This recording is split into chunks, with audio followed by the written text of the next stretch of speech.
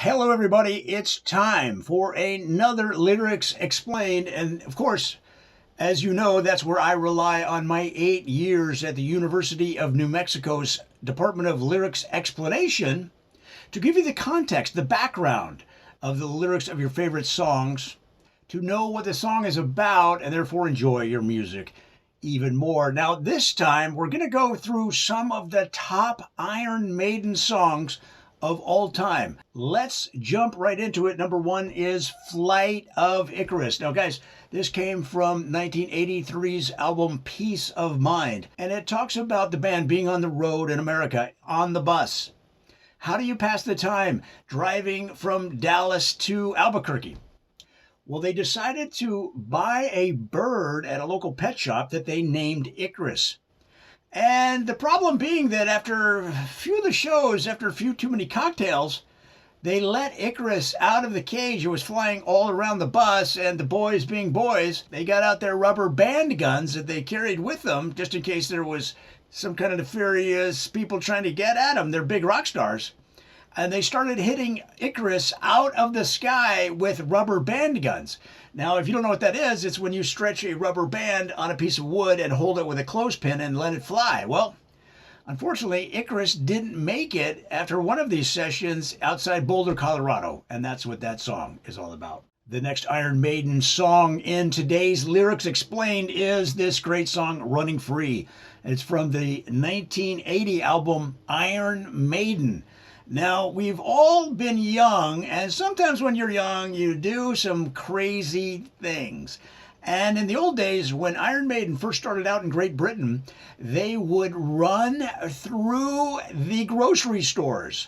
And the reason they did that is that they were trying to get the samples that some of the vendors were giving out to people. Maybe it's some salami, maybe it's some cheese, maybe it's a piece of fruit.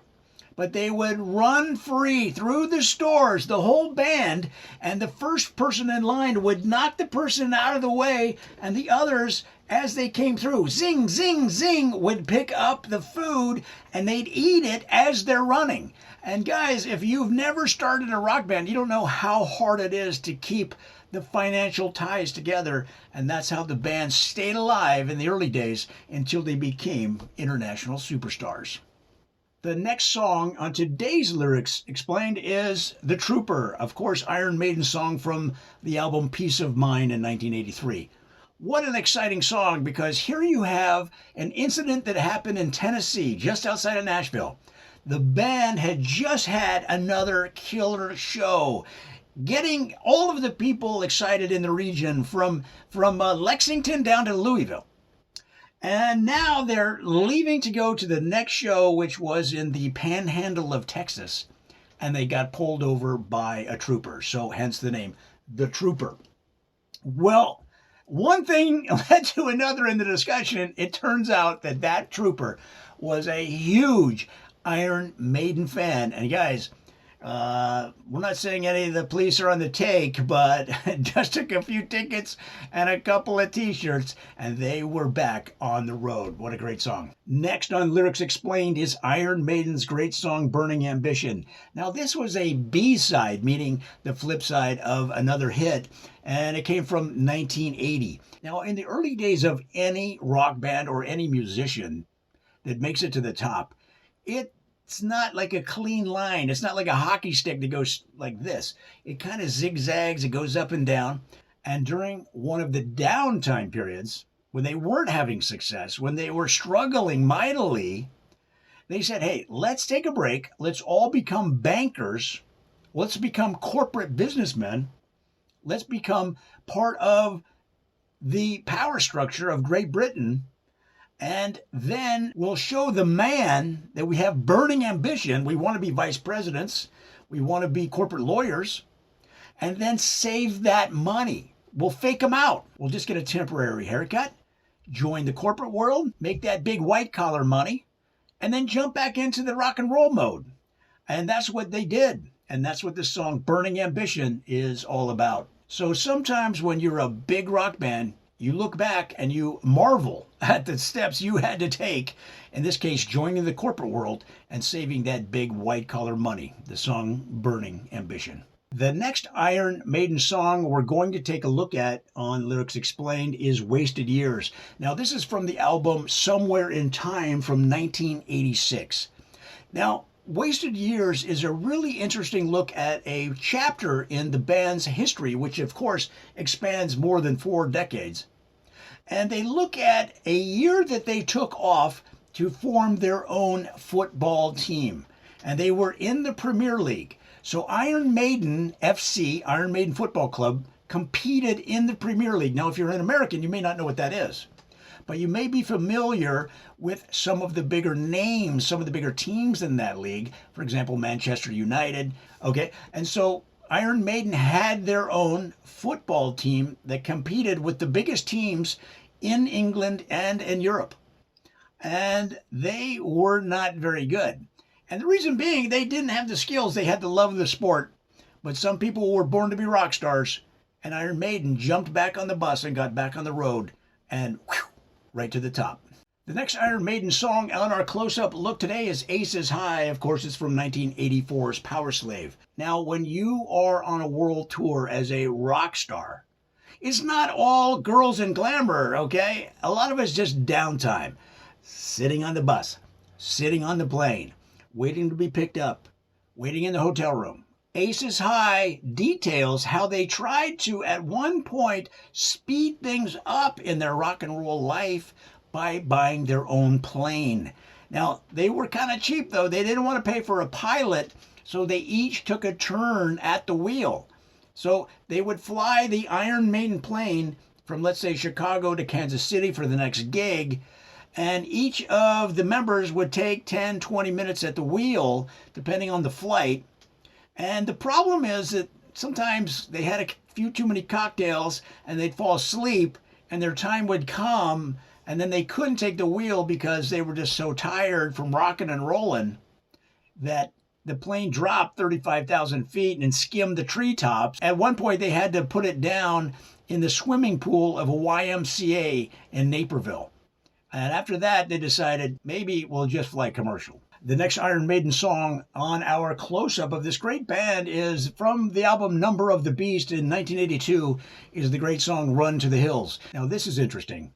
At one point, they considered calling it Run to the Mountains. And the reason being, the whole idea of running to the hills didn't seem dramatic enough. Hills, of course, being not as tall as mountains. So they rewrote the song and they called it Run to the Mountains. The idea being that if you're on the run, you want to go to the mountains because there's more caves, there's more treetops, there's more tree lines, there's more timber, there's more hiding places in the mountains than there are in the hills. The problem is that the more you go up in the mountains, of course, the higher the elevation is, and it didn't make sense to run to the mountains, especially in the winter months, because you're going to get frostbite and you may not make it down. So guys, they changed it back to Run to the Hills. And now it's a monster hit. The next song on our close-up look at Iron Maiden is Wrathchild from 1981's Killers. Now, this song was created during the Christmas season.